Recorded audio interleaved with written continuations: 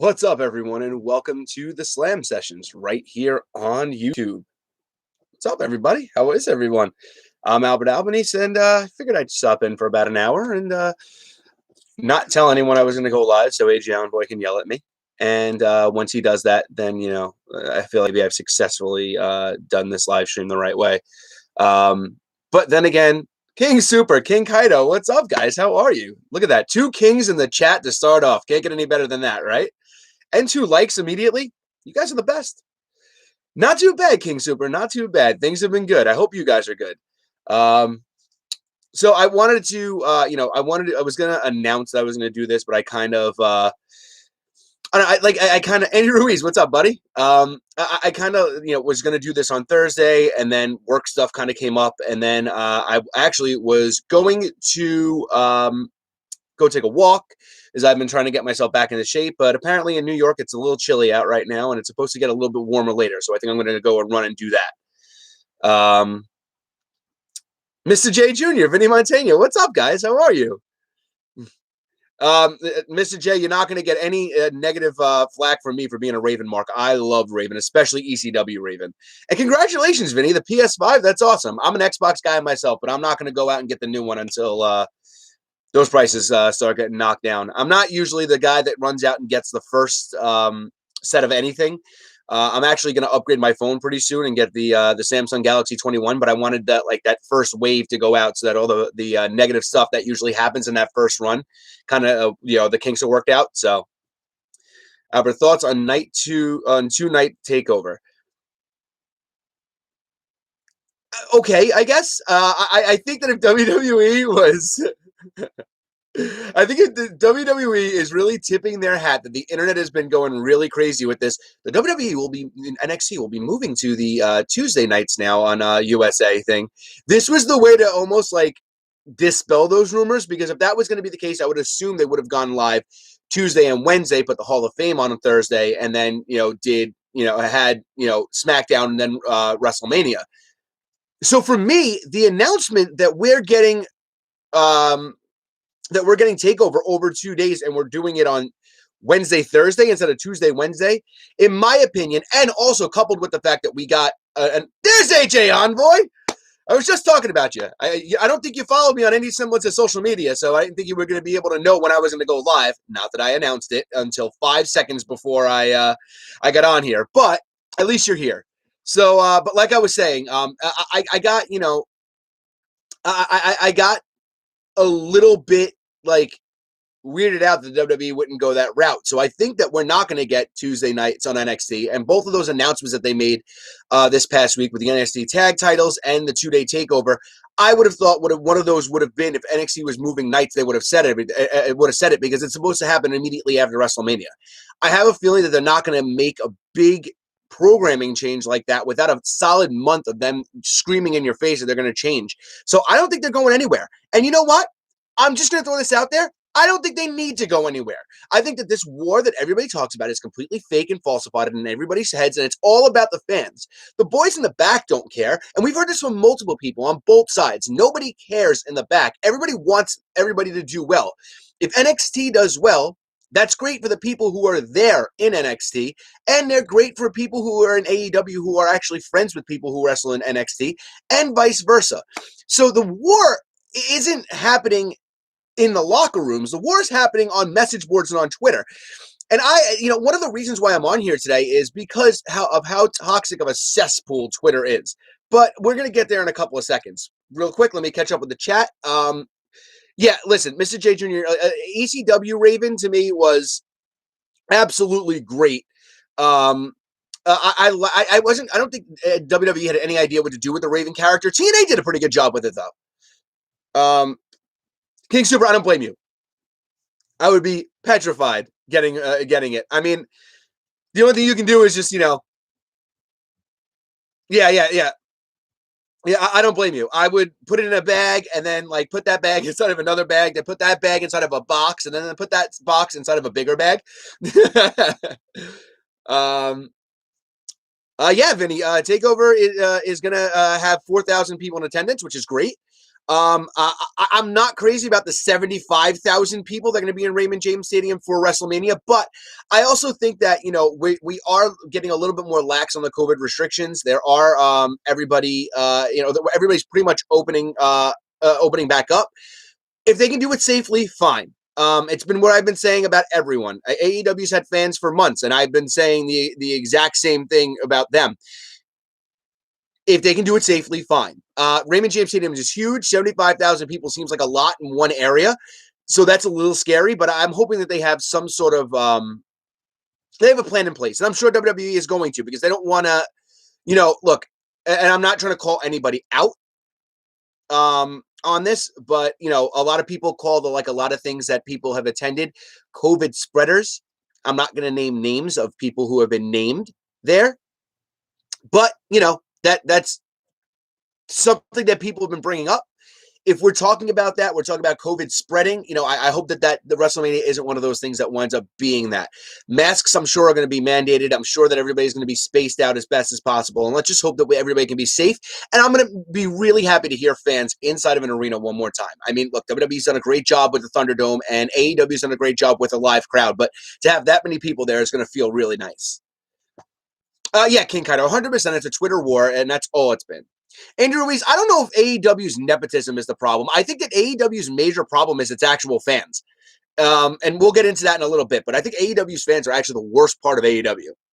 AJ Envoy, what's up, man? It's good to see you. I'm glad you're here. Hope that everything's well with you. Let's see. So Dave, I enjoy both AEW and NXT. And King Kaido, I do too. I don't dislike AEW at all. I dislike AEW's fans, and AEW's fans are driving not just me, but a lot of other people away from AEW. And again, we're going to get into that in a couple of minutes. But yeah, it's kind of getting a little weird. Like we'll dig into it. Twitter toxic. Well, I never knew. I'm being sarcastic. Everyone knows. Yeah. Look, Mr. Jet, you're 100% right. Twitter is shit. It is what it is. 75K. Jesus, hopefully they handle that well. King Super, same here. Yeah, I really hope so. Yeah, I have that same feeling, Big Blue. I think they're going to set everything up the right way. Vinny, I have heard the rumor. I don't know if that's going to be the way. If they're going to set it up, they have about a month. I mean, they better start doing it this week. What do you think of AEW's Hall of Fame signing? Big Blue Attack. I love Christian. He's one of my favorites of all time. I'm just tired of seeing WWE guys get put into, just go to AEW. And my biggest complaint isn't even the fact of what Christian going to AEW represents. What it gets me mad, and I guess we'll just dig into this whole AEW thing. Actually, it's good. King Super, Big Blue Attack, King Super, Andy Ruiz, all three of your final comments, all three of your last comments actually lead right in. So real quick, King Super, I'll answer this one real quick. My favorite style of wrestling is technical wrestling. I'm a Bret Hart mark. I like high flying stuff at points, but I mean, it's turned into being really spotty. So I really like really technical wrestling. That's my style. Like British style wrestling is great. I'm a really I love, and I wish I could see more of Zack Sabre Jr. I was really hoping he was going to sign with WWE just so I can watch more of him. I love his style. That's my favorite kind of style. So let's dig into this real quick. Shap, what's up, buddy? Dude, Shap, real quick. I was waiting for you to come in just because I wanted to say this real quick. Pyra is sick. Becoming one of my favorite characters in Smash. Absolutely becoming one of my favorites. The thing about AEW's fans is that the ones that are cool and love AEW and NXT are overshadowed by toxic AEW idiots who only think it's AEW or nothing. Yes. King Kaido, you could not be more correct. Let's see, Albert, what do you think of the MJF Modern Day Horsemen versus the Inner Circle? Do you think they'll do it at Double or Nothing at Blood and Guts? Vinny Montana, I hope it's at Blood and Guts because I will be at Blood and Guts. So that's my hope. I don't know if that's going to be, if that's the case, but I hope so. And I like it. I like that, I like that what they're doing. I like that they didn't go the predictable route and put Cody in there. I want to see what's going to happen with Arn. There's a lot of interesting things that are going on with it. I like the name. I can't remember. Oh my God. Somebody told me what the name is, the name of the stable is, and whatever it was, I actually really enjoyed. I thought it was really good.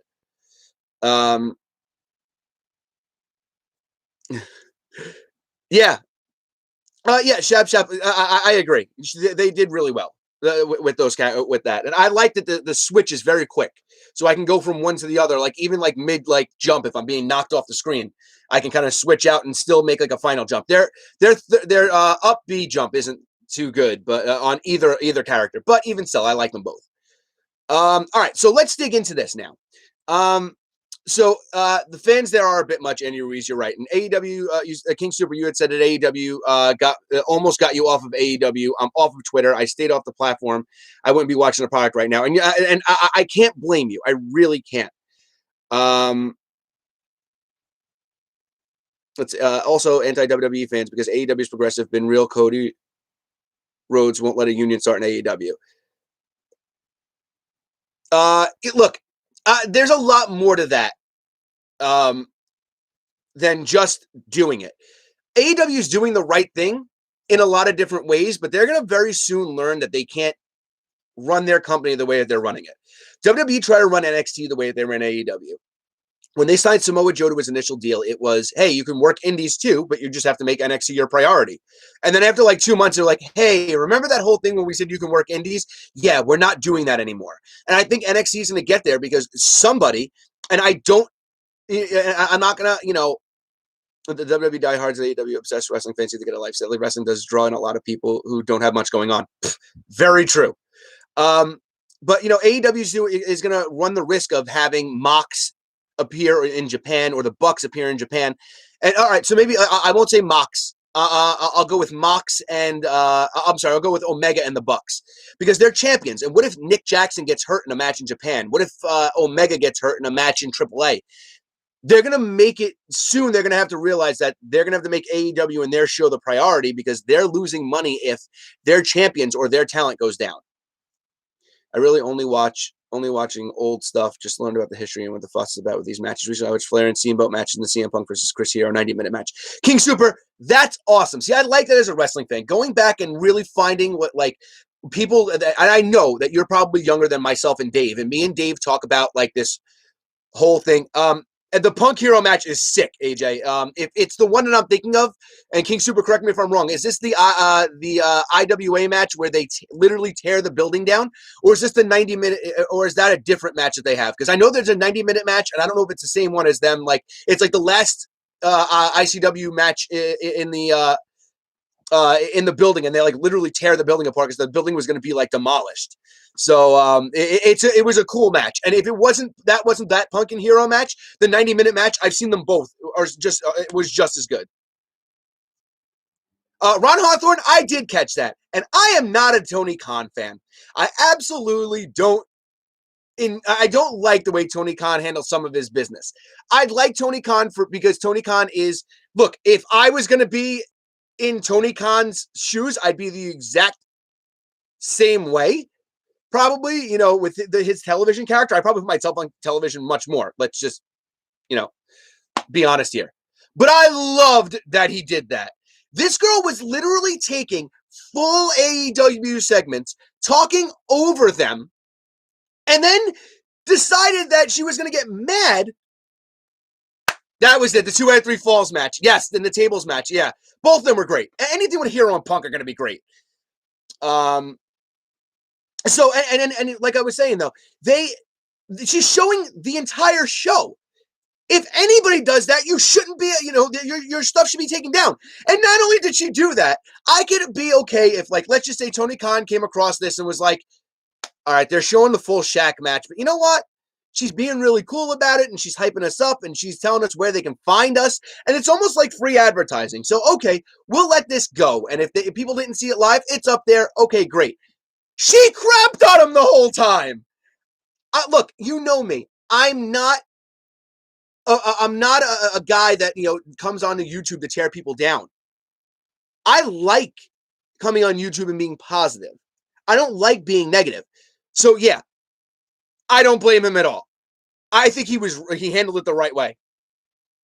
This question's for the whole chat. Albert, how do you feel about Thunder Rosa and Britt Baker main eventing Dynamite? Vinny Montagna, it's about time. King Super, we're talking about Tony Khan went on and ripped apart a YouTuber because she was showing legitimate full AEW matches and just talking over them, and thought that, and she got mad that they gave her a cease and desist. AJ Envoy, I do agree with you. I think that if they're going to main event, they're going to main event the show. And this is what I don't understand. Why is Britt Baker main eventing the show, but she's not the champion. Why is Britt Baker not the champion? Britt Baker's the best women's wrestler they have. Britt Baker should be their champion, and that match should be a main event title match. And AJ, look, I don't even have a negative thing to say about Shida. I don't. But if that's going to be the case, if Shida's going to be the one that they're pushing because they want to be the champion, why isn't she main eventing the show? Like, AEW's booking to me sometimes is so weird. Tony Khan admitted to being a former tape trader. Why is that a bad thing? That means he has knowledge about wrestling. Look, Ron, I'm not in. Ron, I get where you're going. You know where you're going with this, but by that same point, I'm not going to tear Tony Khan apart. I don't have any reason to. Tony Khan's not giving me any reason to be negative about him. I don't like his booking, and I don't like the perception that he's the best booker in wrestling. And we had this talk on Monday with Dave about how, yes, maybe right now by default, maybe he is. Maybe Daniel Bryan is better than him because SmackDown, in my opinion, is the better show. I still think overall, and again, this is my opinion. I know a lot of people disagree. I think NXT is a better overall show than AEW is. Again, that's my opinion. So I would say the booking team at NXT is maybe better, but I don't think that Tony Khan should be getting those accolades, but that's not Tony Khan's fault. Tony Khan's not making up fake award shows to give AEW all the awards in the world like Dave Meltzer did, you know? 100% King Super. And yes, is Shida maybe a better wrestler? Yeah, but not by that much. Like 3 to the women's division or Rio. Yeah, Britt and Thunder Rosa. King Kaito, I agree. Look, I like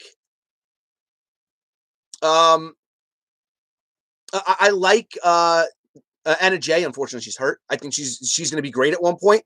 I liked Tainara. I've liked Tainara since she was in NXT. I think that they have a good women's division. Eva Lise is in their women's division and is not getting enough TV time. Diamante is another one who's so talented and she doesn't get enough TV time. There's so many women on AEW that I think could really make the division so much better, but AEW doesn't give them enough time. And I get they only have 2 hours of TV and they're going to add a little bit more, but they really need to amp up that women's division. I made this point on Monday, Albert. Remember I said about Joshi stars who don't connect in America, but these fans want a minute. 100%. AJ, look, I'm sorry. Look, King Super, look, this is the perfect example that'll run into both. So Maki Ito, I looked her up on Twitter. I looked up the whole thing. I get it.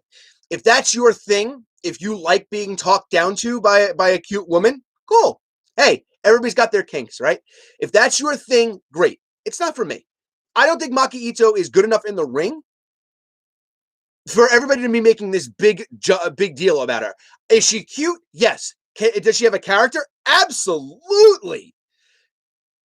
But that's it for me. And I posted something on Twitter because somebody else, I retweeted it and it's probably going to be controversial. Somebody made the comparison and saying that Maki Ito is the AEW version of Eva Marie. Tell me where I'm wrong here. They both have subpar wrestling skills.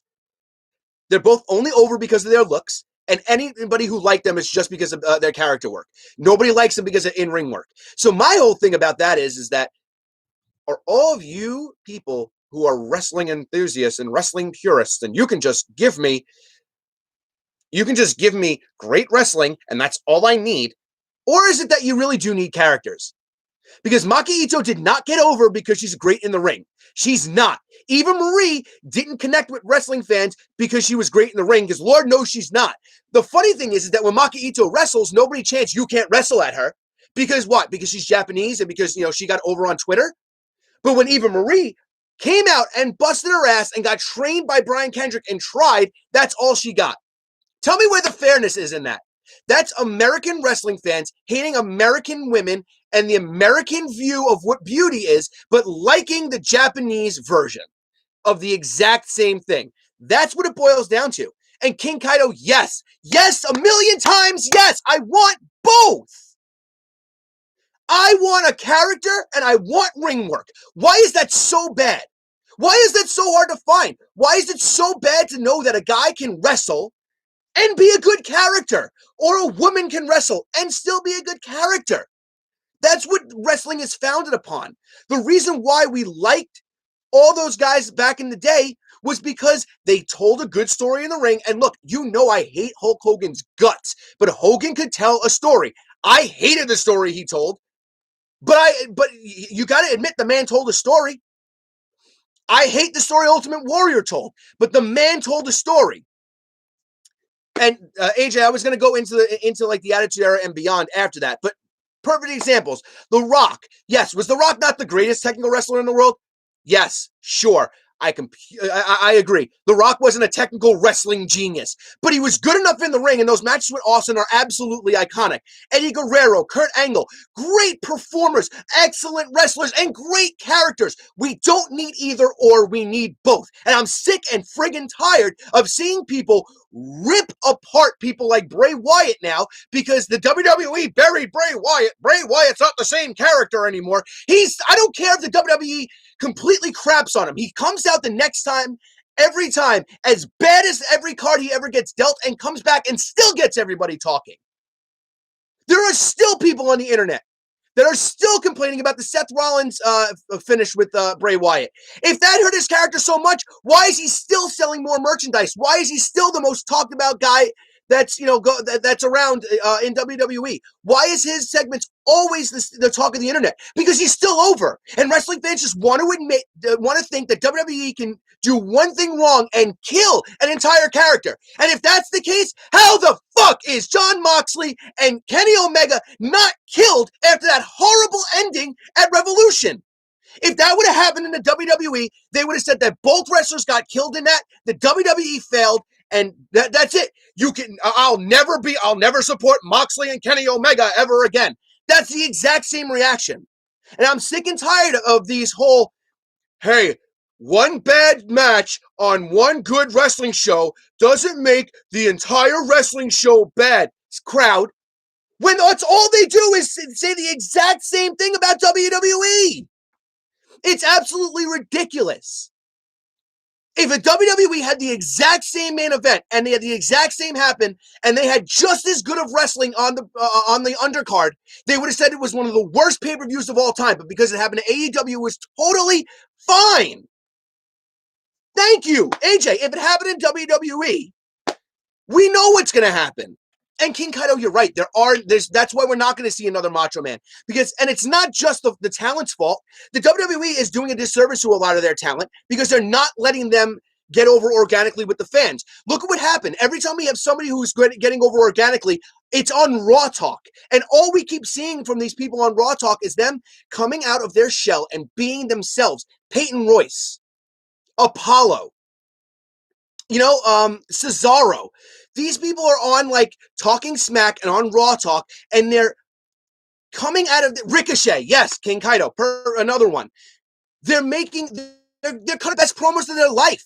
The WWE is finally giving them a place to actually do that, and we're all enjoying it. And that is the WWE's fault. That's their booking. That's their fault. I'm not going to say that. AEW is the opposite. They give these people too much of a rope, and before you know it, you have Kenny Omega and Don Callis trying to 69 in the middle of a wrestling ring. And don't ever tell me that's something that's funny and entertaining, because if that happened in WWE, we'd be talking about how WWE is sexist and homophobic. But if it happens in AEW, nobody bats an eyelash. For some reason, it feels like wrestling fans are way more hypocritical now in whatever they say. Absolutely, Shap, 100%. I'm critical about some guys, but I don't hate guys. A lot of times I do it as a gimmick on Dave's streams. I hate a lot of wrestlers can be bigger, but fans have hurt the business. And I'm going to dig into that, AJ, because that's the main crux of the stream. Bookers have hurt the business. Vince has hurt it. We've all played a part. Yeah, look, that's the thing. You're 100% right. They give the guys too much rope. Impact did the same thing. Yeah, exactly, AJ. And that's the thing. If you give them too much rope, sometimes they hang themselves. And sometimes, it's okay to give them a lot of rope and reel them back in before they can hang themselves. And that's okay, but AEW hasn't shown me that they've been able to do that. It happens in the WWE. This is the worst show I've ever seen. Vince is the worst booker. Bruce Pritchard sucks. 0 stars. Well, now in AEW, it feels more real. 100%. Do you notice that Meltzer and company really harp on WWE anytime AEW craps the better draws criticism? All the time, Ron Hawthorne. All the time. That doesn't work for me, brother. I'm going over a Mania, brother.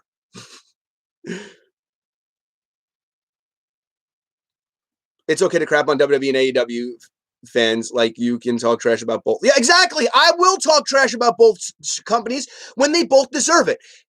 Case in point, let's get to what the biggest internet gripe is right now. Andrade. Andrade, as we know, hasn't been used since October, since the draft special. He's been off TV. He had an injury. He's been ready to come back for a while. And apparently, according to a lot of backstage sources, and it's been more than one, so I'm okay with actually saying that this is the case, it was reported he asked for and was denied his release. Here's the funny thing about this. A couple of months ago, the WWE were featuring the following people in very big time spots. Andrade, Ricochet, Angel Garza is another good one. When the WWE did that, all I heard were internet fans saying, Raw is terrible. This is the worst Raw. These are the worst shows I've ever seen. How come they're not using Apollo? How come they're not, why isn't Ali being used? Now, all of a sudden, the WWE decides, okay, obviously, everybody said Raw was terrible when we were featuring a guy like Andrade and we were featuring Angel Garza, and we gave Ricochet a bigger role on the show. So let's go the other way. Now, they put, and despite it, whether you like it or not, they're giving Ali a push and TV time. Despite whether or not you like or enjoy the character, they're giving him the chance to shine. They're giving Apollo the chance to shine. They're putting a large amount of focus on Big E on SmackDown. And what do we get now? Oh my God, WWE is so bad. Where's Ricochet? Where's Andrade? Where's Angel Garza? Where's Aleister Black? It's like when you get all these people, you kept saying that Raw and SmackDown were horrible. They take those people off TV. They replace them with the people you were crying about that weren't on TV. And then that's it.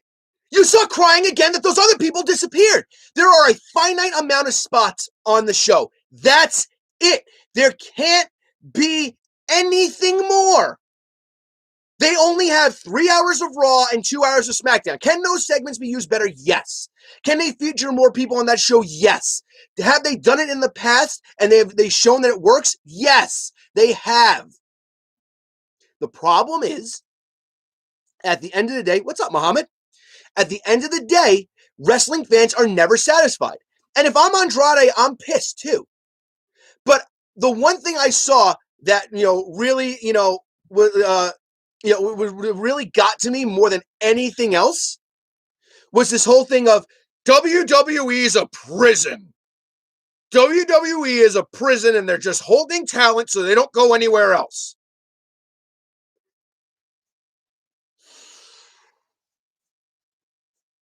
Don't act like just because WWE's booking is subpar, that everybody else is booking people well. Thank you, AJ. If Andrade, let's just say Andrade leaves. So what? So that what? He can go to AEW for what? 5 matches like Matt Cardona did and then wind up in Impact? Is he going to go to AEW so what? He can get the Shawn Spears treatment of being, heavily featured in the very beginning and then, completely disappear, only to be brought back. And now everybody's talking about how they've resurrected Shawn Spears' career, even though it was okay that they misused him for a full year. But now he's resurrected and he's back. He should just go back to AEW where, they can book him like Miro so that they can, just have him in a wedding almost a year away from the last wedding he was in. And that's when everybody said he should leave and he was being mistreated.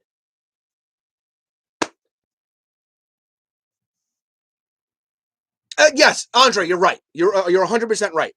You're right. I mean, look, that is the case. And that Shane McMahon promo was abysmal. We talked about that. It was bad.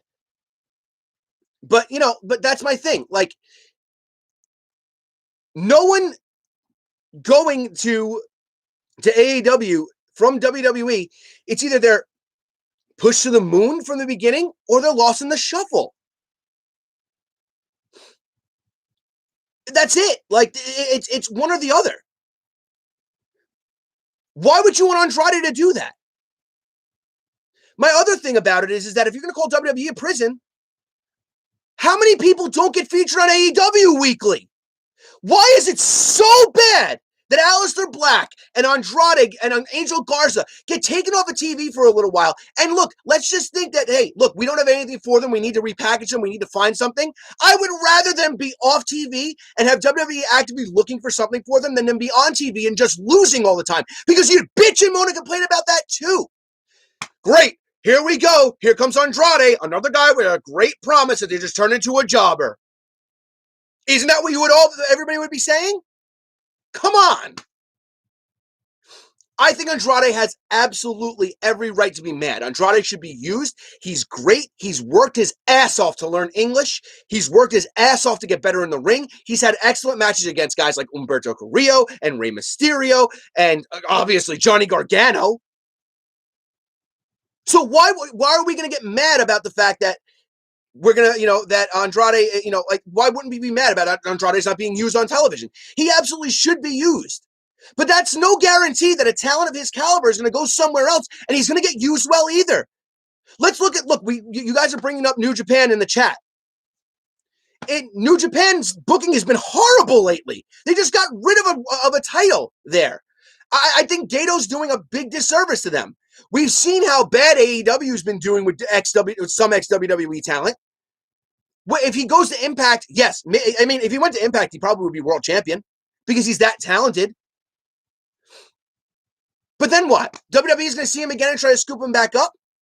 Let him stay. Like, everybody's mad. Oh, the WWE is a prison. They denied him his thing. What if he went in there and said, hey, look, you're not doing anything. I want my release. And they went, hey, you know what? You're right, and you deserve it. Let's sit down. Let's have a conversation. Let's be real. Let's try to find something for you. We'll try to pencil you in for something, and we'll figure this out.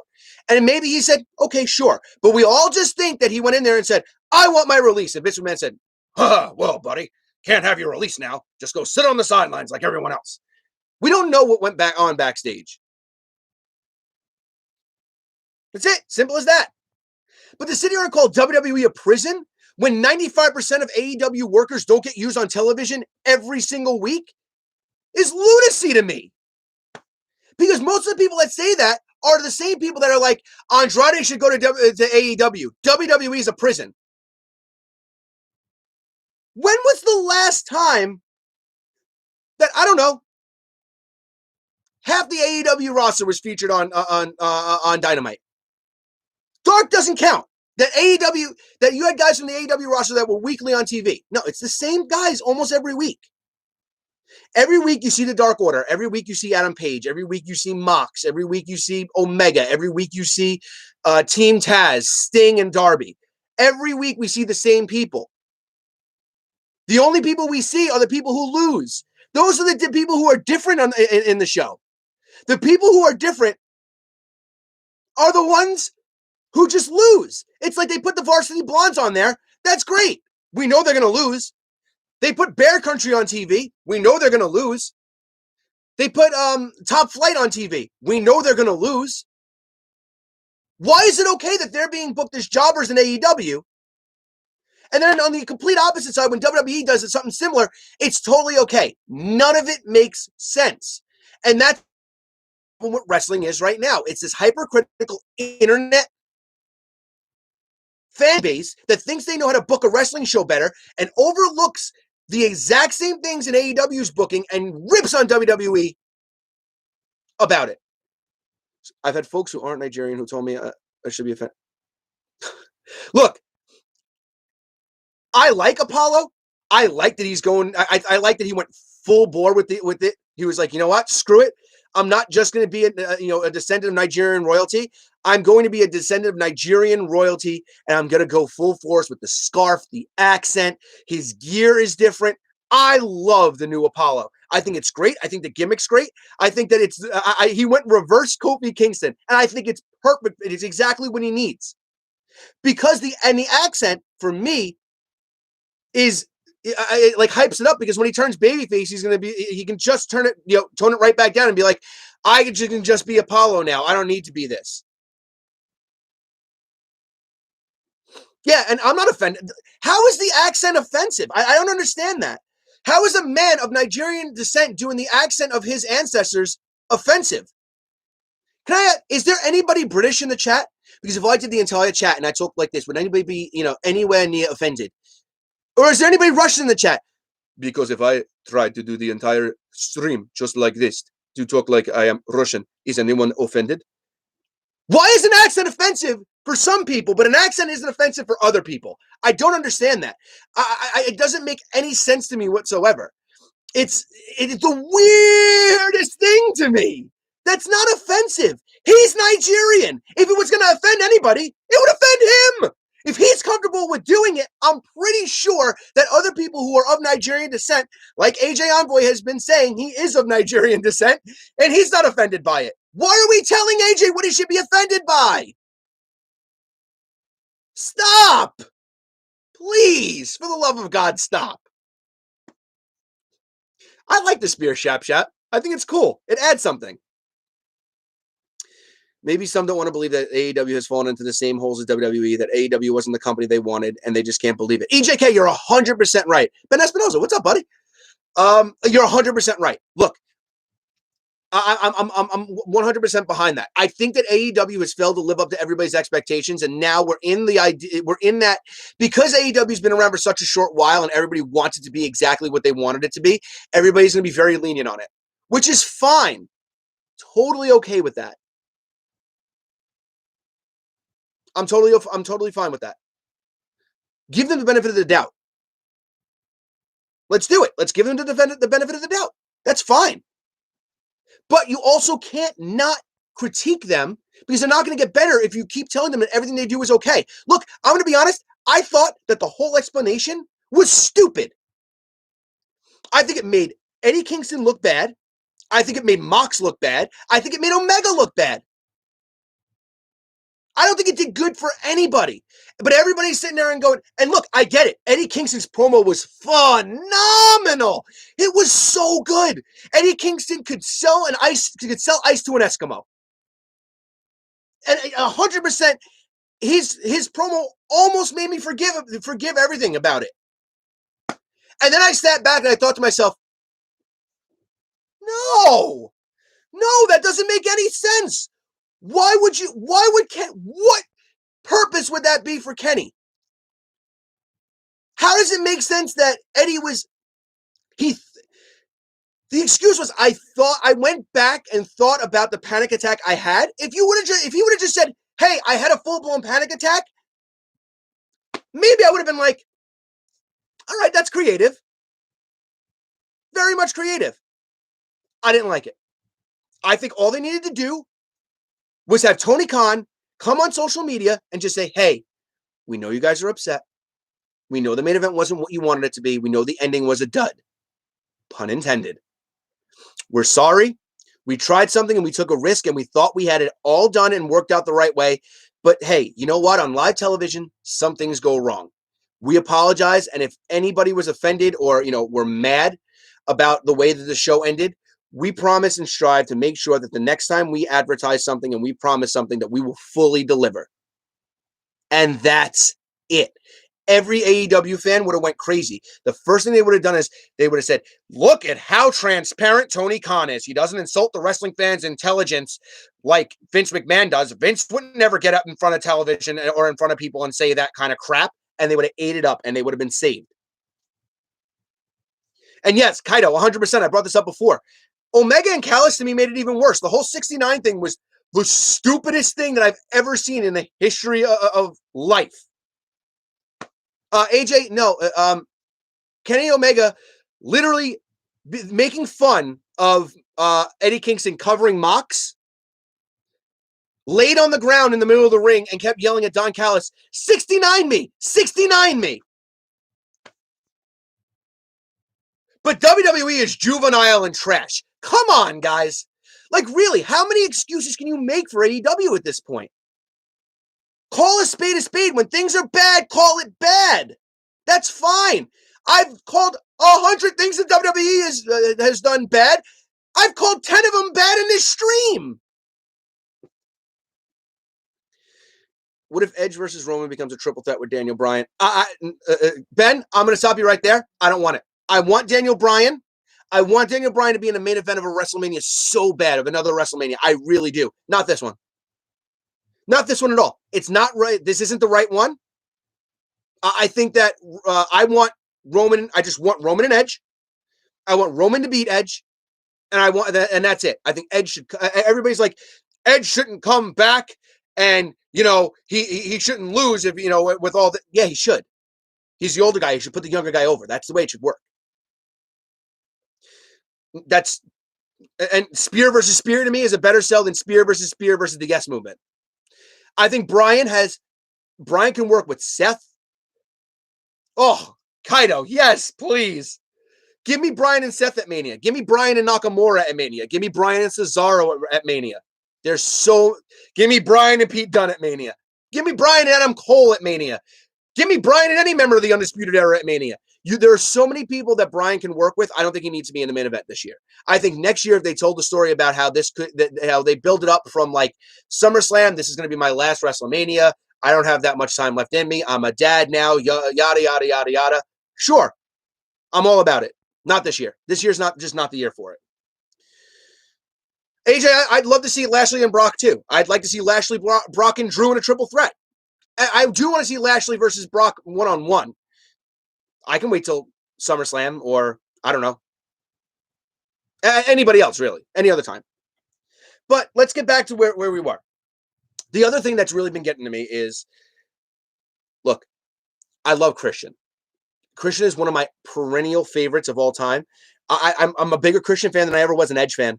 I followed Christian's run versus, yes, Adam Cole. I'm totally okay with that, Andre. I loved Christian's run in TNA. I followed his entire run.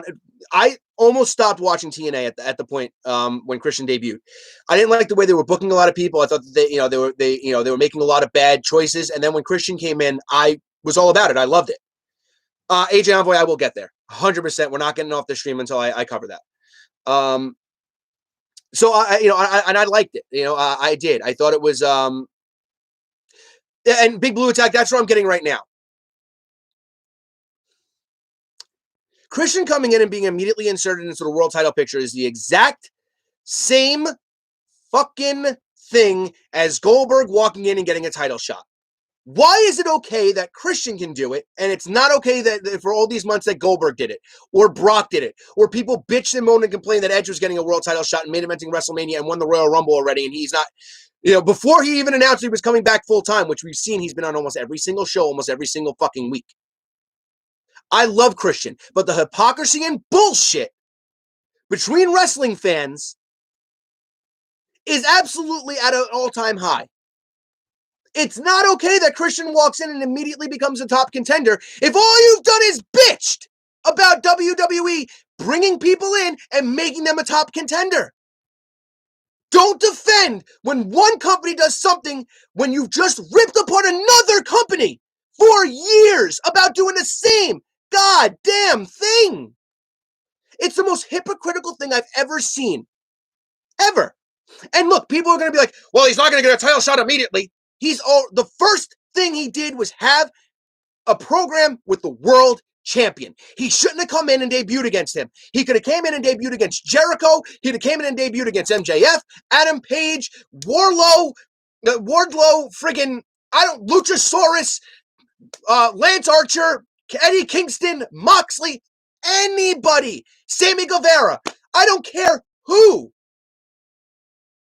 But by putting him on TV immediately with the world champion makes me think that the first thing you're doing is you're making Christian, a former WWE guy, seem bigger than every other person on their roster. And yeah, exactly. AJ, you're 100% right. And I'm so sick of the whole, well, AEW knows how to use their legends right. So Sting getting a win over two young guys is using their legends right.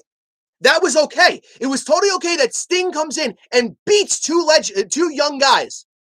That's fine. But when Goldberg does it, it's a bad thing. When Brock did it, it was wrong. Edge coming back and winning the Rumble wasn't okay, but Sting going over was totally fine.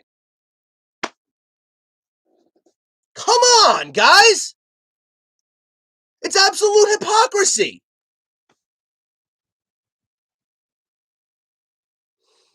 EJK, I can see where you're coming from with that. I admit we've talked about this on Dave's stream. I think it's absolutely stupid that the first two world champions in AEW history were two former WWE champions. They should have built Kenny. They should have built Paige.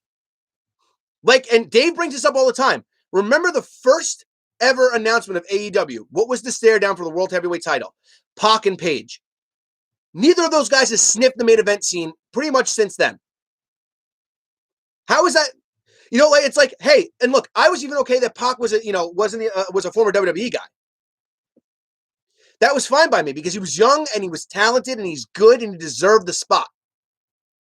And Paige was young and he was talented and he was going to be like an AEW, like almost like, we talk about how homegrown talents. Yes, I know he wasn't homegrown, but AEW, their day one signees, in my opinion, are like their version of homegrown talent. Yes, they have the Nightmare Factory and that will take that place eventually. But he was the closest that they had. They had him. They had guys like MJF. They could have put the world title on one of those guys, and instead they chose two former WWE guys. And Muhammad, you're 100% right. They are. They're making the same mistake. They're bringing in all these ex-WWE guys, and everybody makes every excuse in the book for it. Big Show's not coming in to be a full-time wrestler. He's going to be an announcer. It's totally fine. Tully Blanchard's just going to be a manager, but he wrestled a match. But it's okay that he wrestled a match, even though he's old, and because it's just going to be a one-time thing. But even still, the old man, 70-year-old Tully Blanchard pinned the uber-protected Luchasaurus. But we were fine with that. How come we're not talking about how bad Tully Blanchard buried Luchasaurus? Why aren't we talking about how bad Sting buried Starks and Cage? How is that not the same thing as when everybody said that Goldberg killed Kevin Owens and what's his name? And Bray Wyatt. And AJ, you're right about that. Maybe that's what they do need. If they do need the older guys to draw, that's fine. But why aren't these older guys putting younger people over? The only one that's doing it is Jericho. And you know who gets shit on the most out of anybody in AEW? Chris fucking Jericho. I don't understand it. Jericho puts everybody over, but everybody makes fun of him because he gained a little weight. He's literally the only legend on that roster that's doing the right thing. Every ex-WWE guy, every legend that they've brought in has come in and he's won. And everybody's fucking fine with it. But when WWE does the same thing with Goldberg, and they did the same thing with, they may possibly do something similar with Edge, and they do something like that with Brock, it's totally okay. By the way, can somebody please tell me when the hell the last time Darby Allin defended his TNT title?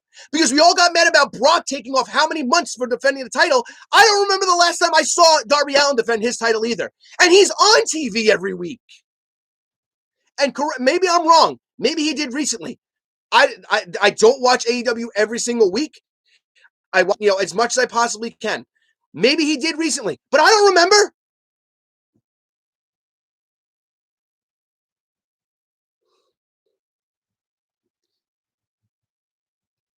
Yeah, EJK, that's fine. But I'm glad they're giving legitimacy from the title reigns and giving them these guys a little bit of a longer reign. That's because Jericho is selfless. Yeah, exactly. Jericho and Cody actually want to push people. I don't know, the most criticized. Kaido, yes, Cody's the other one. Cody's done a great job. I don't care what anybody says.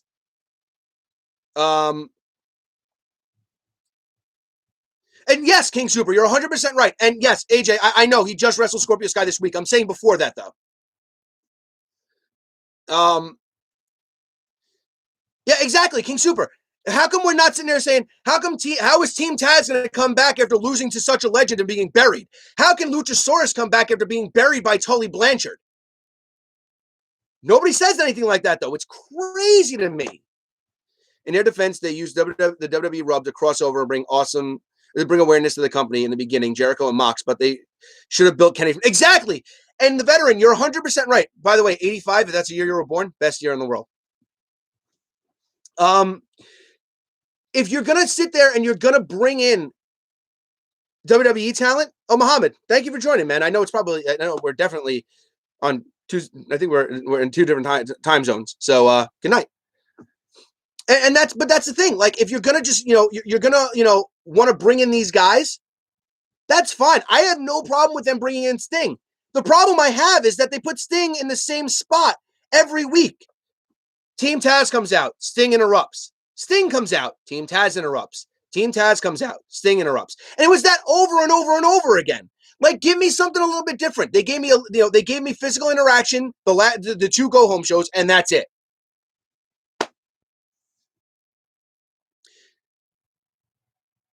Hey, look, Shap, Cody has been asking for years, since, well, not for years, because AEW hasn't been around for years, but since the beginning. When we do something you don't like, tell us. And AEW fans can't even admit to themselves that AEW ever does anything wrong. If I was 50 years old right now, I would be dying to manage the likes of Keith Lee or Rhea Ripley or Bianca Belair, hyping them up. I wouldn't be dying to beat one of them in the ring. Thank you, AJ Envoy. You're supposed to be there to put these guys over. And look, that's the thing why, look, and I can say it all, I say it all the time. I was never mad about Goldberg coming in and going over. I was mad about Goldberg coming in and winning the world title and taking away from a younger guy who deserved it more. That's why everybody was mad. But if you're going to be mad about that, you got to be mad about it on the other show too, when hyper-protected guys like Luchasaurus and Brian Cage are being beaten by guys who are in their 60s and 70s. I'm sorry. That's not okay. That's not good booking. It's not good booking when WWE does it. It's not good booking when AEW does it. AEW is like the Matrix. It puts you in a trance with what they have said, with the enjoyable honeymoon product, with their Twitter sucking over AEW. Time for us to take the red pill. Look, King Super, I am so disgusted by AEW fans that they're driving me away from the product, but I refuse to give up on AEW because I enjoy a lot of the stuff that AEW does. Look, I'm not opposed. Everybody's like, these stupid flip-flop and fly matches. I'm not opposed to that every once in a while. Give me that one. If you want to give me one a night, a big schmoz, like the cruiserweights used to be in WCW. You want to give me a big schmoz once every 3 weeks? Cool. Give me a 6-man match with a whole bunch of flying and a whole bunch of fun and a whole bunch of spots, and that's cool. I'm totally okay with it. But not every week. And if you want to make that style work, sell a little bit more, make it more believable, don't make it so indie, and then you can put it in the middle of a show and people will love it. That style translates over to real fans. It's getting over. That's the same. Look, they're working a similar style that we saw, Johnny Gargano and Andrade work at TakeOver when we had that great match between the two of them. That match was just more believable because it was harder hitting and it wasn't so rehearsed and it didn't look so choreographed and they weren't just jumping all over each other.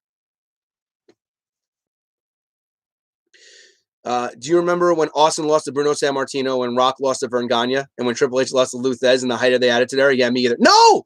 None of them did! The WWE, and this is the bad thing on WWE, the WWE was concentrating on making newer stars. The reason why Bret Hart didn't get re-signed, and Vince says this all the time, I didn't re-sign Bret because I wanted to go with the new generation, and Bret was just, didn't fit into that. I want to build new stars. Everybody got mad at Vince for getting rid of Bret. Look, I did too because I love Bret, and I didn't want to see him go to WCW, and obviously you saw what they did with him. But still, come on! And now we have these guys who we're trying to get over, and everybody's shitting on McIntyre already. Everybody's shitting, already. People are getting a little bit over the Roman thing, which is way too early. I think he's doing the best work of his career, and he's on fire. But wrestling Twitter, is already on Roman's case. How are you supposed to build new talent when they're jobbing the old talent, and then when you try to build them, all you get is wrestling fans just telling you that you're doing the wrong thing? This is why I left Twitter. Coming on here with people and actually criticize bad spots and praising good ones is what I enjoy more. Kaido, yes. And I will never, ever, ever, ever, ever, ever, ever, ever, ever not do that because that's what you should do. You should always accentuate the positives and hide your negatives. But when the negatives are too big to hide, you have to call them out on it. And that's only fair. And that's both companies. Yes, AJ, you're 100% right. If Goldberg came back and wrestled a full-time schedule like Edge is right now, fine. If Brock came back and wrestled full time, I wouldn't have even cared if Brock held the title. That was okay with me. And yes, Kaito, of course, I love that he wanted to push Austin. I just selfishly, as a Bret fan, I would have loved to have seen. Imagine Bret being around that entire time during the Attitude Era. Imagine the matches that Bret could have had, and he probably wouldn't have, he probably wouldn't have got concussed like he did to Goldberg. So we could have seen that Bret at this stage of the game, 10 years ago when Daniel Bryan first debuted in WWE, and Bret wrestled. Remember, he wrestled The Miz. He won the U.S. title. Bret could have had his faculties about him at that point and could have put on a great match with guys like Angle or Bryan. I would have loved if Bret wouldn't have had that, would have stayed in WWE, wouldn't have had that concussion, and what we could have seen after that. But that's all hearsay, and you can't, it never happened, and it never could. So, whatever. Ben Espinosa, Molly Holly is a great choice for the Hall of Fame, and I love that that Hurricane was the one who told her she was getting in. Molly Holly was one of the best female wrestlers in the world before female wrestling was recognized as being as good as it could be. And she deserves it more than anybody else. She's helped so many people on the way up, too. It's kind of like your best friend. Your friend is going to criticize you sometimes because he wants you to be better. Absolutely, Shap. Look, me and my best friend talk about it all the time. My best friend is almost like my personal trainer. And when I slack, he's the one who tells me all the time, listen, you got to get back. You got to get over here. You got to work out. And that's what I did. I'm sore as all hell because I worked out yesterday because my best friend realized that I'm not going down the right path for my own physical health. That's what you're supposed to do. Just because Austin didn't win didn't mean that Bret didn't put him over. Yes, exactly, Kaito. God damn, that's another one. Same thing with AJ having that great match against Ricochet. AJ gave Ricochet the rub, but if WWE was smart, they would have kept going with it. WWE failed on that. That wasn't AJ's fault. And AJ didn't bury Ricochet. AJ made Ricochet look great by having a competitive 2-segment match with him. The part-timer guy winning the belt only works if on the other guy's side you can really catapult a new fresh guy. The thing with wrestling is even benefits the older athletes. You got to get 5 to 10 years. And AJ Envoy, that's the story they try to tell with Triple H and Roman. Triple H was a part-time champion, but nobody cared when he won the title. Yes, everybody was kind of happy it wasn't Roman anymore, but everybody was totally okay that it was Triple H who didn't wrestle the entire he had the one match against Mox, and that was it.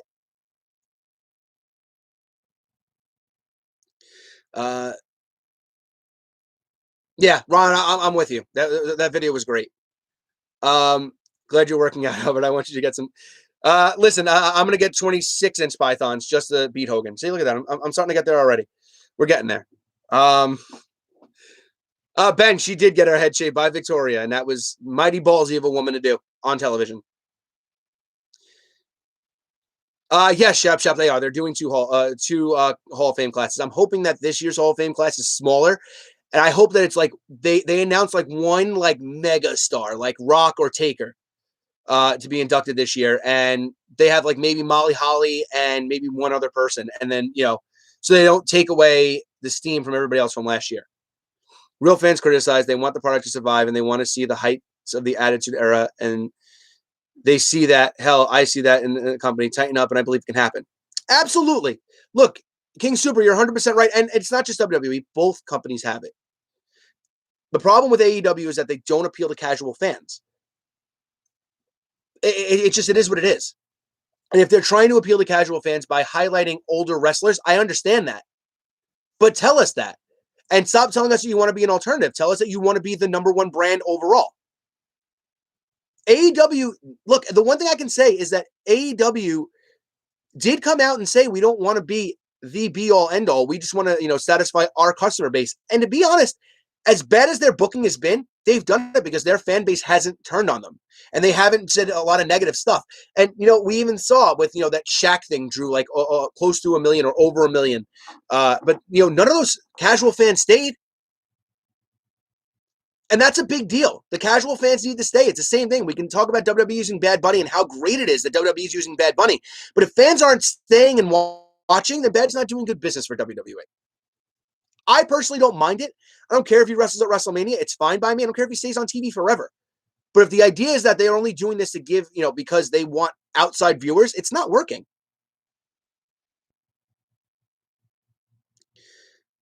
Let's see. That would be neat because if Taker was to be inducted, I would wish the show was kind of dedicated to him. Exactly, Shap. Yeah. It's not even so much of an older guy. I think it's more of a wrestling can't make stars today back in the day. And AJ, that's the thing. They're not allowing you to. AEW fans are. As much as I shit on AEW fans will, if you feed them shit, they'll eat it. So Kenny Omega, in their mind, is a megastar. Ron Hawthorne, you're 100% right. That's never a bad thing. But yeah, Kenny Omega, them eating up that Kenny Omega is a megastar is fine. Them thinking that Moxley is a megastar is fine. Because that's going to make them megastars. Wrestling fans believing that they're megastars. I mean, obviously they're going to need more people to watch, but at the end of the day, that's what you need. And WWE fans consistently crapping on everybody that they put at the top, including guys like Bray, including guys like Keith Lee, including guys like, what's his name? Drew, including guys like Roman. All you're doing is negating the benefits of it.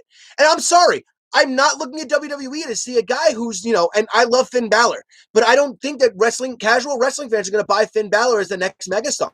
You're going to have to put a lot, you're going to have to give them a lot. And Finn's got to show a lot more personality as a babyface or really go full bore as a heel in order to get those fans behind him. And Finn Balor's my favorite wrestler in the world right now. But I can critique that because I know that maybe he's not the cup of tea for casual wrestling fans. And that's fine.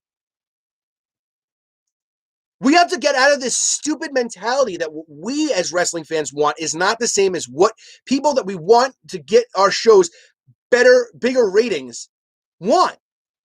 They don't want to see 220-pound guys technical wrestle and, kick each other and no-sell all the time. They want to see things like Undertaker. They want to see things like The Big Show. They want to see guys the size of Triple H and The Rock, larger-than-life characters, the Hogans, the Cenas. And Drew McIntyre and Roman Reigns fit every category. And they got their backs turned on them already because of, yes, partially some bad WWE booking, but also because of how fickle the fan base can be. AJ, I agree 100%. It's not hard. It's nearly impossible to book a babyface champ nowadays.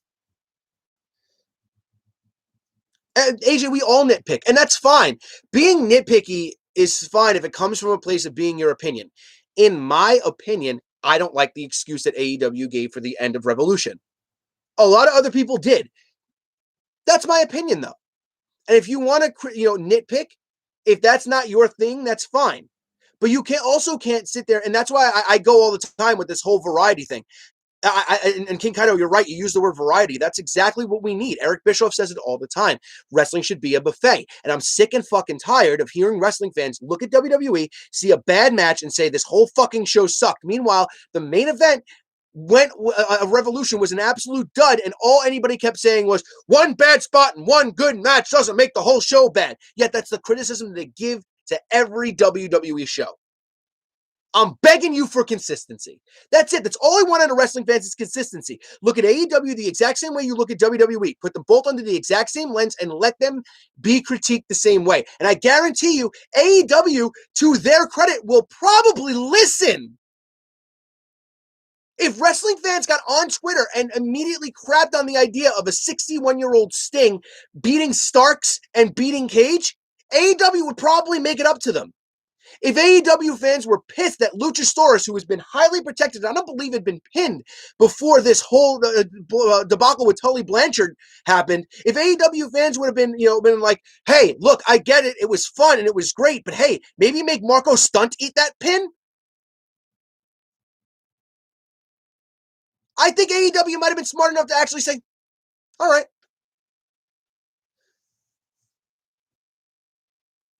Right, and that's the thing, AJ. And it's also, look, I'm impressed when I see guys like Bronson Reed and Keith Lee and Damian Priest jump over the top rope. It's so cool, man. It's cool. But them doing it so often makes it look nowhere near impressive when Seth Rollins and AJ Styles and Daniel Bryan do it. Kaido, I'm not saying that they definitely will, but I think that there's a better chance that AEW will listen to their fan base more than WWE will. Credit where credit's due. Cody does listen. He does. I don't think Kenny really does. I don't know how much the Bucks do, but you can see it in Cody that Cody wants his fans to like the product. I mean, Cody Rhodes even said that he wants criticism to listen to. Exactly, Shap. That's the thing. Cody doesn't want you to sit here and tell him that he's great. He doesn't want you to suck up to him. Cody wants you to tell him what he's doing wrong so that he can make his show better. And at the end of the day, isn't that what we want? We want a good wrestling show. Speaking of things, speaking of good wrestling shows. Oh wait, actually, let's dig into this. Let's see. Yes, AJ, that's how you call it. It's called protecting a move. Ben, I hope the Hurricane does induct her. If not, one of the other females who she had major feuds with, I'm okay with. Hell, I'm okay if Hardcore Holly inducts her. Of course, you know, he's gonna walk in and be like, Bob, do you want to maybe put Molly Holly in the Hall of Fame? You know what I think? I think you should put me in the Hall of Fame. I think without the Hall of Fame, the whole thing sucks. You should just put all the Hall of Fame titles on me. And I'll just beat everybody else. Be the best speech ever. 100% AJ. And yeah, Victoria's a great choice, man. Especially since she just came back to the company in January. All right, so let's dig into this real quick, AJ, before I have to log off. The WWE debuted women's tag team titles on NXT. Why? The WWE has proven that they cannot book the women's tag team titles on the main roster. Started the women's tag team division, and immediately, within a year or two, broke up Fire and Desire, broke up the Iconics, broke up the Boston Hug Connection. I feel like I'm missing another team that was in there. There was another team. They did break. I'm sorry. You're right. They did break up the Riot Squad. They put them back together in certain pieces, but they broke up the Riot Squad. And then the tag title. And then what? The Kabuki Warriors had them. We had makeshift tag teams going after the Kabuki Warriors. You know, we finally get, Bayley and Sasha, which I'm fine with. They put them back together, and they lost the titles. Fine. Right, AJ, it was the Riot Squad. They did bring it back. Fine. Whatever. But then when they lose to Nia and when they lose to Nia and Shayna, to me it just shows that they ran out of ideas for Nia and Shayna and just said, hey, we'll just put it on them. Give me teams. This isn't going to do anything because NXT Women's Division focuses on one thing, the NXT Women's Championship. That's the only title that matters. See, King Kaito, here's the thing. I don't think that putting the women's tag titles on NXT was a bad thing. I think NXT has a great women's tag team division. They have, Casey Catanzaro and Kaden Carter. They had, Raquel. I guess they don't have Raquel and Dakota anymore. They had Shotzi and Ember. They had, and they can put together other women's tag teams that we haven't seen before and debut them on NXT as tag teams, and we'll just buy them as tag teams. And then, so now that my whole thing was that you take the main roster belts, you put them on NXT for a while, you keep them, they live in NXT for a little while, and now those two women who are, the women's tag team champions are women that you want WWE main roster fans to see. You want eyes on them, so you bring them up on Raw and SmackDown every once in a while, have a couple of title defenses, maybe put them on a pay-per-view here and there, make them win, and then when they lose the titles and they eventually either come up to the main roster or split and then come up to the main roster, WWE fans are well known on who Raquel Gonzalez and Dakota Kai are. Main roster fans will know who Shotzi Blackheart and Ember Moon are outside. Well, they know who Ember Moon is, but Shotzi Blackheart outside of her couple of appearances in the Royal Rumble. You give fans, the opportunity to know these characters, and that's the best way to do it. By giving NXT their own women's tag titles, we're saying the WWE. That's, in my opinion, it's Triple H saying, "Hey, remember how we couldn't book that division up there? Well, we're going to book it better here." That doesn't do the WWE any better. Book the division up there better when you're saying that those titles can be defended down there. And AJ, yes, 3 to 5 teams don't make a solid division. 8 to 10, that's a bit excessive. That's a lot of teams that you have to try to find ways to get on TV semi-weekly to make them seem like they're important enough to get shots at the title.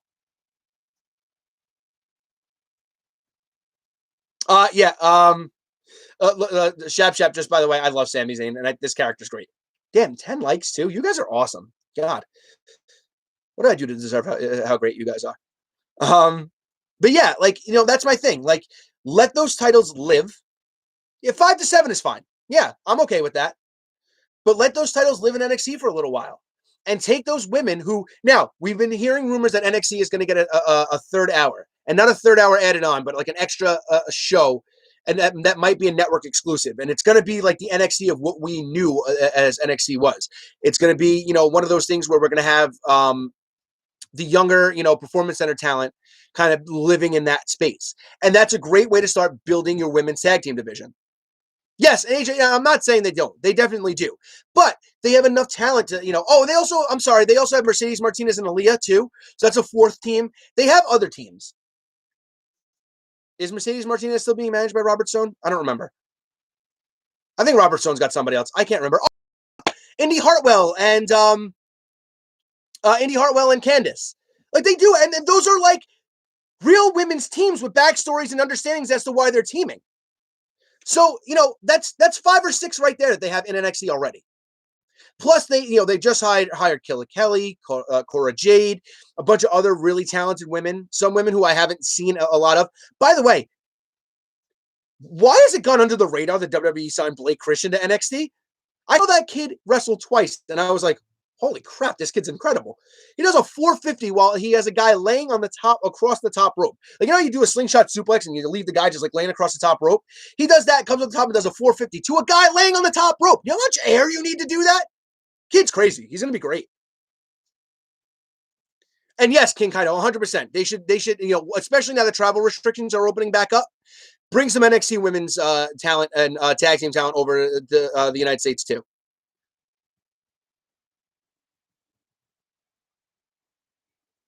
Oh, Andy Ruiz, not Kelly Kelly. I was talking about Priscilla Kelly. Did I say Kelly Kelly? I might have. I might have also said Killer Kelly and confused her with Killer Kross, who hasn't been Killer Kross in forever.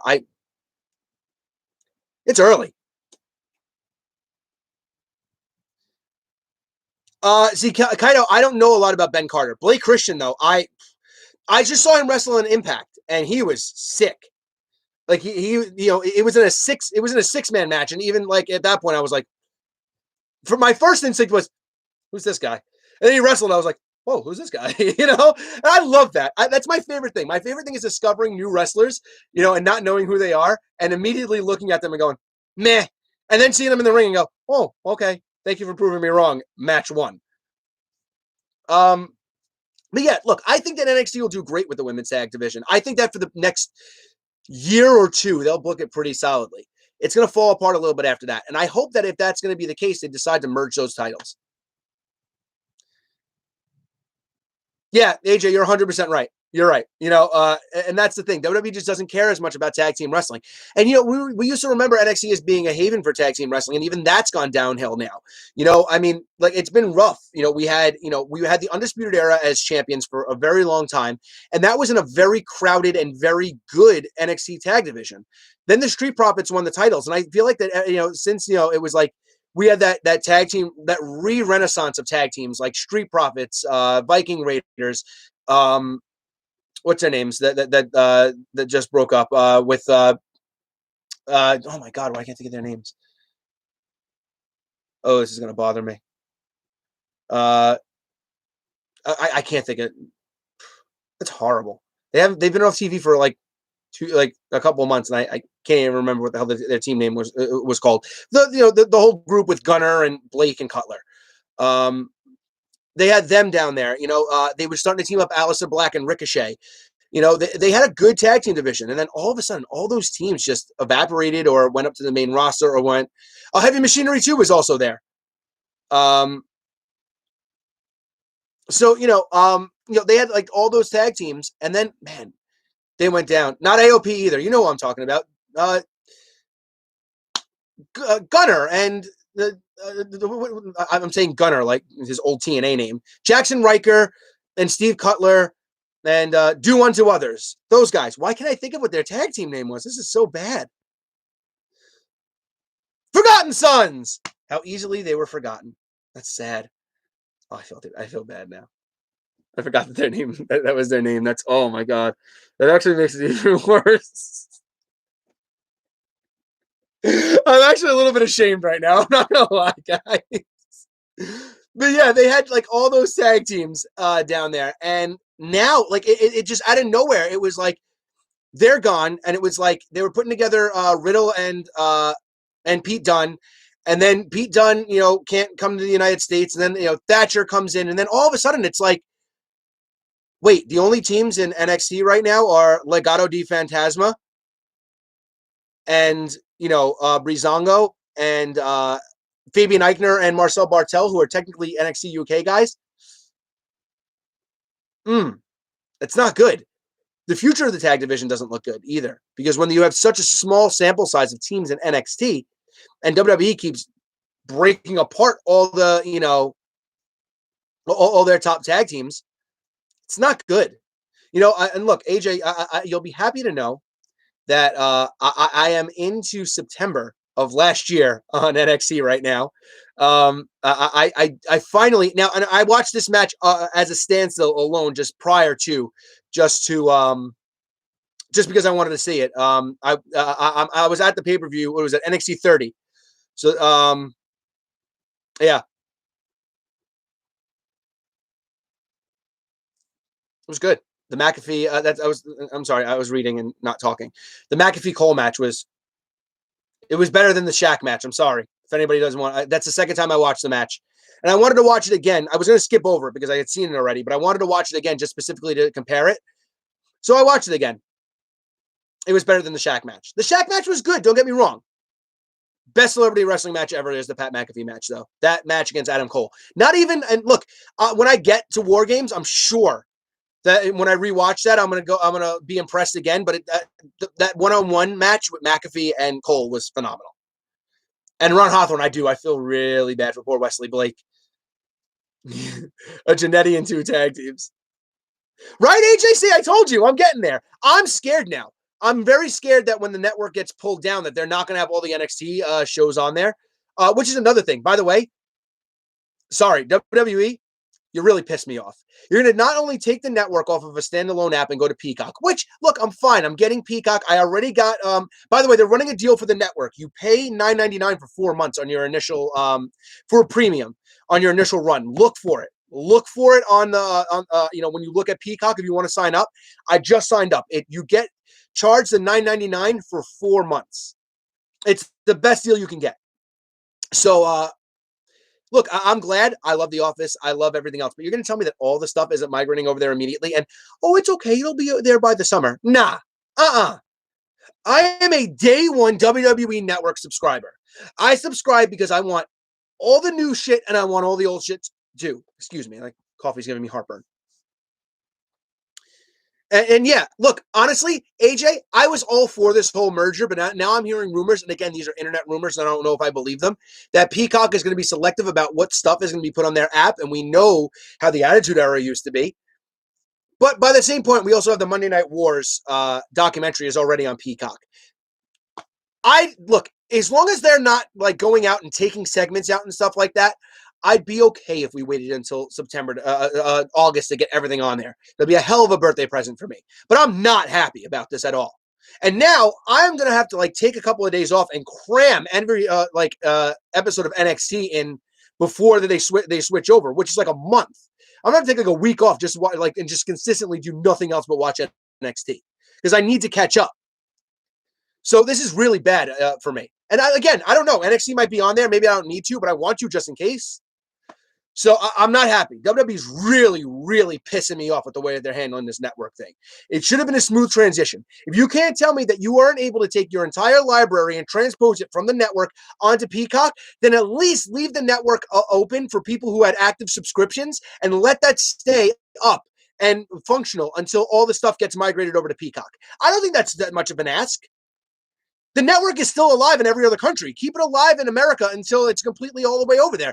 Then when you get every single piece of content from the network over to Peacock, I'm fine. Yes, Kaido, I can get mad at WWE too.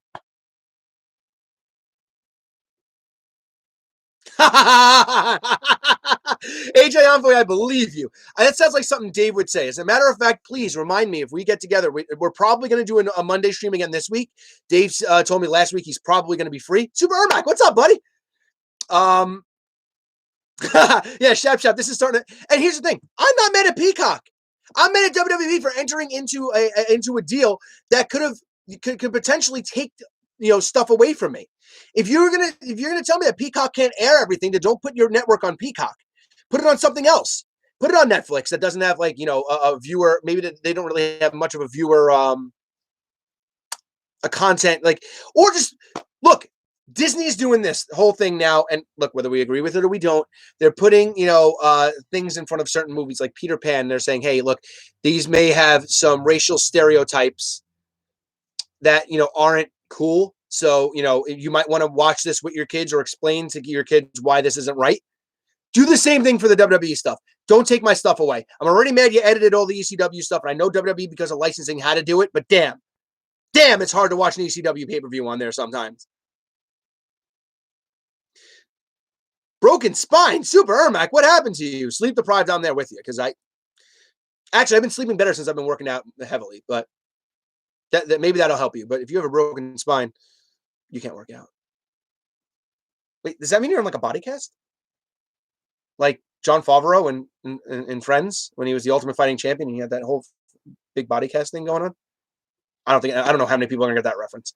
Kind of see. Here's the thing. I never hated Shawn, and it's so funny because I was such a big Bret fan. I should have hated Shawn, but I never hated Shawn. But Shawn was just never one of my favorites. He was just there. Like Shawn was always just a guy who was just there.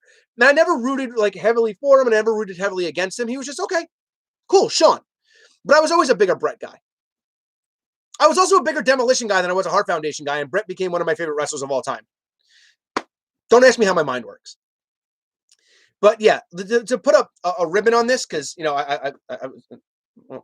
We'll see. Maybe I can hang out a little bit longer. I got to double check to see. Oh, okay. Hold on. Just doing my show. Sorry, this is my girlfriend. We're supposed to hang out today. Just want to double check to make sure that I didn't have to log off because I have a whole bunch of things I want to get done before she comes over. But yeah, to put a little bow on this whole conversation about not broken, but my lower back messed up on Tuesday after some news. So just in pain.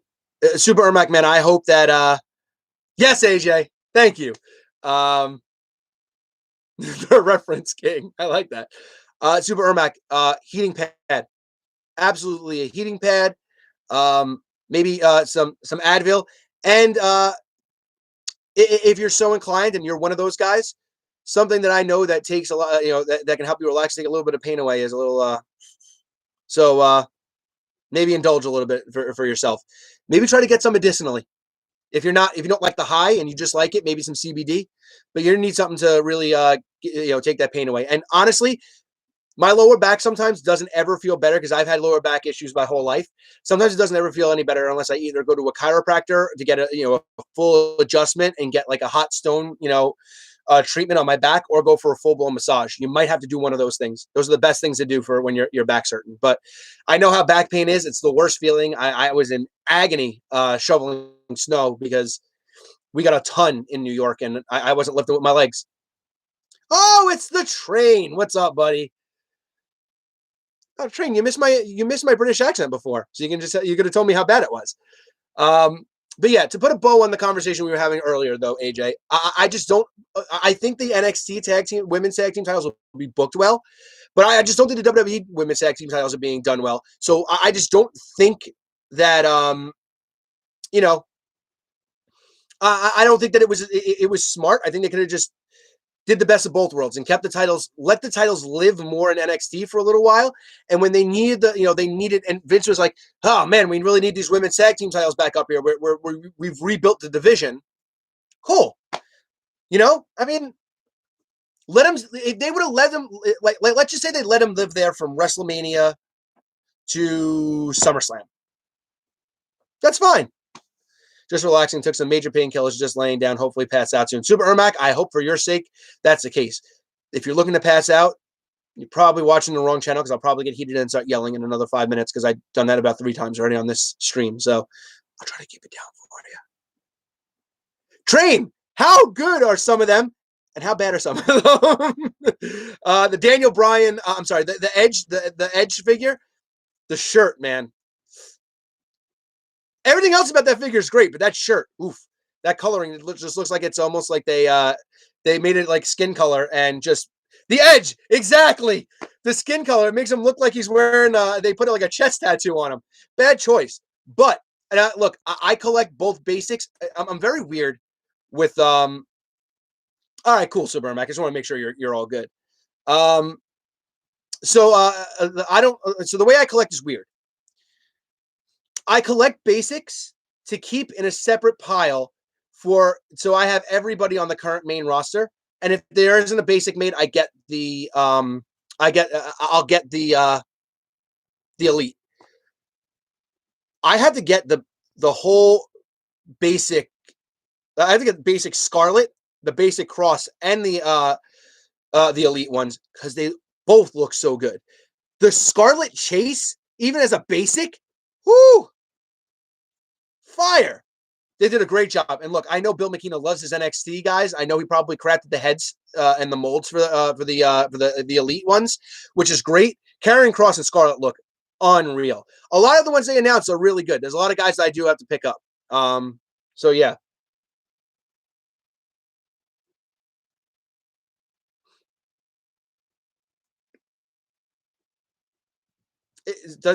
Isn't she blonde? Is that a good thing or a bad thing? I'm confused, Train. But yeah, so recently, and that's one thing that I want to get to, and this was something that Harry Flynn had suggested for me to do for a while. And despite not getting his first video done, I'm already concentrating on filming a second one for him. You see how great and horrible I am all at the same time. Harry said he wanted me to do a toy room, kind of like a walkthrough. One of these days, I'm going to do that. On the package, she has. Oh, okay. You know what, Train? I didn't even realize that. I forgot. Yes, she does have that over hair. Well, it depends. I mean, it could have been the looks. You know, maybe she had on the package she had the white hair, but that wasn't exactly what they were going for. And I don't like that. Then they should have had her on the package with blonde if that's the case. AJ, here's the thing. I wish you could hear it. Hold on one second. Maybe I can let you guys hear it. You guys let me know if you can hear the audio from this. Because if you guys can hear the audio from this, you're going to understand what I'm dealing with.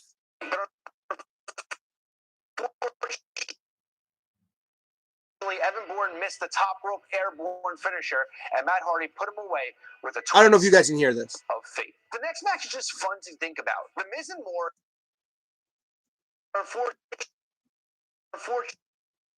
That's what I'm dealing with right now and trying to edit. I don't know if you guys even heard any of that, but it's so hard because it keeps starting and stopping. So I have to wait for these things, even when they're fully loaded in and completely rendered in my thing. Okay, so you could hear it. So yeah, so that's what I'm doing. It's crackling. Some of the video isn't loading fully. I have to close and save and reload. My laptop just isn't capable as of right now of handling the editing that I'm doing, which is bad because I'm just got a new position at work. Not a new position. There you go, Shap. Yeah, so you guys did hear it a little bit, but you can hear that like it was starting and stopping and like crumbling in different spots and stuff, and it's been really hard to edit that way. So, but that's the thing. For me, it's been a little bit hard to edit everything. Right? Imagine being a YouTuber and not having an editing laptop. Yeah, that's me, guys. So I think that when I get, now that they finally signed the stimulus into, I think I'm going to take 1,000 of it and throw that onto like my credit cards and stuff like that and start paying off my debt. And I'm going to take the other 400, maybe save a little bit more and buy myself a brand new laptop because at work, I've actually inherited a little bit of editing work. So Train, yeah. So thank you for bringing that up. So yes and no. So it's not all set in stone. I am doing the work. So it's going to start as me doing a specialized editing, filming and editing project for my job. Once I do that, if I impress, which I intend to, I am going to, I might start working on more stuff, and it could lead to me transitioning into doing that full time, which means that I'll be editing full time, which means that I'll have to have the capabilities of having a better laptop, or the company could provide me with a computer that I could use, even if it's like on site, in which case I'll just bring my device and edit my stuff, on my off time when I'm not, doing that. I can edit on their computer if the capabilities are better. We'll see. But I did technically, yes, I will start doing that kind of stuff. So it's a good start. Thank you for that, Train. Thank you for bringing that up. But yeah, so I'm gonna have to invest in a better laptop eventually. But the idea is to do a full blown viewing of my room. The problem is that I don't have a toy room. My toy room is just my bedroom. So there's just gonna be like different things that you'll see. Like, you know what? You know what? Hold on. All right, my room's kind of a little bit of a mess right now, but I'm gonna give you guys a little bit of a sneak peek. I feel bad that Harry's not here to do this. Should I wait for Harry? You know what? I'll do it the next time when he's here. Albert, can you edit the material at work? Workplaces usually have those things depending upon where you work, obviously. AJ, so I don't know. So the thing is that I have to install Adobe on my work computer, and I'm not allowed to install anything on my work computer. If I get the job where I would be editing, yes, I would tell them, I would need the capabilities to install that kind of stuff and to download and to get things off the internet and to pull stuff and to have a computer with those capabilities. If they allow me to do so while I'm there and they give me the right material, then yes, I would be able to. But that's a pipe dream right now. And hey, look, they might, like I'm working from home the majority amount of time that I'm doing everything anyway. They might give me a laptop and pay for a laptop with the capabilities, and it would be theirs. It wouldn't be mine. I wouldn't be able to use it for my own personal stuff, like scrolling the internet and stuff like that. But I mean, to edit, if I'm using that laptop to edit my own personal stuff, I don't think they would care. But yeah, so that's my hope. And if that's the case, then I wouldn't have to go out and buy a laptop immediately, and that'd be nice. I can just save up the money and buy something really nice when I need it. But yeah. All right. And Train, it's not a toy room. It's my bedroom. There just happens to be toys in it. Here, look, I'm just going to show you guys this real quick. I finished off my wall near my bedroom. You can see all the way down there. Yes, it's a little bit of a mess, whatever. But all the way down at the end, that whole wall is completely filled up, even underneath where that air conditioner is, with figures. So and then you can see even closer, like in this area right here, is like this is all Chris Jericho figures. On the opposite side is, I have a Macho Man chef, stuff like that. On this side, this is my, there's a Finn Balor display, Bret Hart display, a women's display. This is all figures. All these figures are all from the Ruthless Aggression era. On the opposite side of where this is, and right there, that's my another secondary Attitude Era display. It actually looks like a backstage area. It has the whole APA set up, so it looks like they're backstage in the APA office thing. And on the other side of this wall right here, on this chimney space, on this opposite side, is all like a bunch of 90s.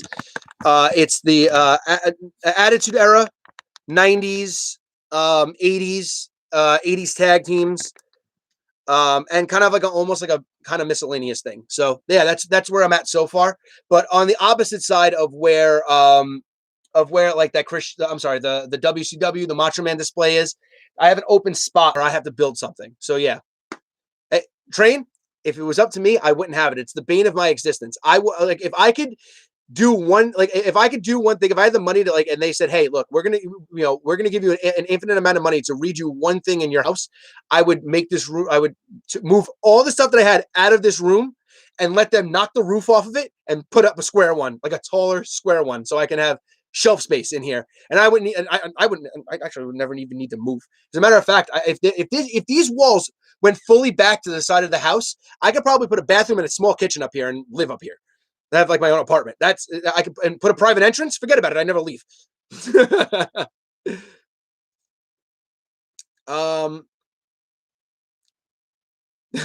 Shap. Listen, right now. So Saturday and Sunday are my cleaning days. So yeah, that's where I'm at. So after I'm done here, that's why I said I can't stay on. I don't want to stay on too much longer because I have to go for my walk. I have to clean. I have to shave my head. As you can see, this is what happens. I know it doesn't look that bad, but I am balding so bad. So if it gets any longer, you can really see how bad how badly I'm balding in here. So I got to shave my head again. Train, I love The Sims, man. I used to play The Sims all the time. I used to make video games / collecting rooms in my Sims thing because for my own personal like mindset of being like that would be my wrestling figure room, my man cave. I'm a loser. AJ, all right. So here's the thing. Train, I'm already bald. How much balder do you want me to be? I don't put a gauge on the buzzer. I take my buzzer and just buzz my head. My girlfriend, in all honesty, isn't crazy about the fully bald look. She likes it with a little bit on top. I don't care. Works for me. I never care about how I look. So as long as she's satisfied, that's fine. She's been getting on me because my beard's been getting longer, but I trimmed it a couple of weeks ago. But it's getting right back to where it was. To answer your question, though, AJ, yes and no. So if you're going to start collecting now and you just want to start from where you are and you want to just pick up new figures that are being, produced, they're going to run you $20 a pop. If you can find them online, you can find them in stores, and you can find them on, through reputable websites. 20. Sometimes if they're a little bit more rare, $30 a pop. Like, I'm willing to pay $30 for AEW figures when I know I can't find them anywhere in New York. So, it's fun. You have to just play the game. The older ones, some of them are very expensive. And it depends upon what you're collecting. You have to, there's a lot of older toy lines. There's a lot of newer toy lines. It depends upon, if you're like a scale kind of guy. So now look, I showed you all of those, and those are mostly just essentially. So you saw that, you saw the original San Francisco toy maker ECW toys up there. They're in a completely separate place than all the other Mattel and Jakks Classic Superstars and AEW figures because they're all more in scale. The ones that aren't in scale is my Hasbro and Retro. Now Hasbro's and Retros are a completely different scale and size, so I put them all together because they're the same scale and the same size. So the idea is that I kept them all in the same spot. So it depends upon how you collection. Everybody collects differently. If you want to start collecting, my thing is to join a bunch of wrestling figure groups on Facebook because they're the best things to do. If you have a Facebook, even if you don't, use your Facebook specifically just for those groups because you'll find better deals on figures. They do live streams where they're selling things. They do a lot of stuff where they'll do like posts where they're just going to sell things. You can just buy them through there. And if you want reputable ones, if you have a Facebook, find my Facebook, private message me. I'll put you in some. And that goes for everybody here if you want to start collecting. But so yeah, that's it. That's it. It just depends upon how you want to collect. So yeah, some of them can be expensive. Hair is hereditary. Yeah, exactly. Look, AJ, it is hereditary. Andy, you're right. Most guys in their 30s, that's when they really do start going bald. And look, my dad's bald. My grandpa's bald. My mom had my mom's dad died, at a younger age. So I don't know him. He died before I was born. The pictures of what I've seen from him, though, he was rocking a comb over. So I don't know if the comb over was just the style or he was rocking a comb over because maybe he was starting to go a little bald. No one really knows. So if it was bad on my mom's side, which I don't know if that's the case because my mom's got a really thick head of hair and her hair is very curly and wavy. And my hair, if I do try to grow it out, gets to be very wavy. Yes, back in the day, I did try to grow it out and it grows this way, not this way. So it didn't look too good. So I don't know. But yeah, it's mostly hereditary.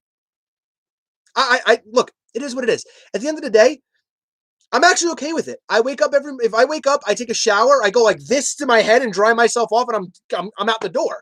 You know what I mean? Like I used to actually have to sit there. Like when I was in high school, I used to have to sit there and I put gel in my hair and I used to do this. My hair looked so friggin' weird back in high school, but I used to like it. I don't know what it was about.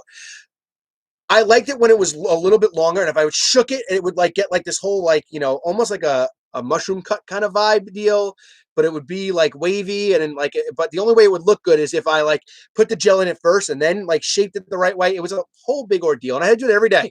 And then I spiked my hair for a long time and I had to do that. And then I had comb over for a long time, and I had to do that. Now, buzzer once a week, and I'm good. My girlfriend thinks I'm good looking. I could care less about anybody else. It wasn't cartoonishly long, Shap Shap. One of these days, I'll post it on social media. If you guys really want to see what I look like with long hair, find me on Twitter and bring it up to me there, and I'll post a picture. I don't have a problem with posting it. It didn't look good. It was what it was. But I grew it out for, I filmed an indie movie with my best friend Andre, who was actually in the chat before, and in the middle of it, we took like a year hiatus, and I didn't cut my hair, or 6 months hiatus. And I didn't cut my hair the entire time. And we did the interviews for it in between. So I'm doing the interviews for the movie, and I have a big mustache, and I have a goatee. I think I actually even might have had a beard. I'm not sure. I don't remember if I had the beard portion of it. But in the movie, I have short hair and a mustache and just the goatee. So I looked like I was a totally different person in the interviews that we did in between about the movie. So it was what it was. I tried it a couple of times. It didn't work out. Yeah, AJ, I would hate that if I was a woman. But hey, AJ, look, my best friend does the same thing. Like he'll grow his out for a little while, and then during the summer and the winter, during the summer months, he'll do a Caesar. I kind of get it. I don't like having hair anymore. Shap Shap, that used to be me. I used to just it was either I would get a haircut too quick and I wouldn't even need one, or I would get one, I wouldn't get one for like months, and I'd be like, oh, what the hell, what am I doing with my life? Holy crap, it's 1:41. And we've been on for an hour and 41 minutes. All right, guys. Unfortunately, I've got to cut this here. I got to get a lot of stuff done before I hang out with my beautiful girlfriend. I want to do a little bit more live streaming. I wanted to do something on Thursday, AJ. I know you asked me to announce when I was going to do it, but I don't know if you even followed me on social media to even see that whether I did or didn't announce it. But whatever. I'm going to try to make it a little bit more known when I'm going to do this. I'm also going to be looking at trying to do another watch along with one of my other friends who's not a big wrestling fan. And I'm going to try to decide. I'm actually going to talk to him this week to see when we can do that. So, yeah, be prepared. Also be prepared because I am going to try to really start editing because I have to sharpen my skills. So be prepared for me to release a lot of other videos that aren't live streams. So keep your eyes peeled. And as always, if you can tell other people about this place, get them to like and subscribe, because the bigger the community gets, the bigger I get, and the happier I think we all are. And at the end of the day, if I can just do this for a living, I'd much rather do that. So thank you guys for being here. Ron, AJ, see you guys later. Shap Shap, Andy, everybody else, Train, all of you guys, everybody who's been here, everybody who's commented, everyone who liked, who gave me a like. Thank you from the bottom of my heart. I really appreciate it. King Super, King Kaito, you guys were here since the very beginning of the stream today for almost 2 hours. I appreciate you both. Thank you to everybody for being here. I'll see you guys soon. Take care.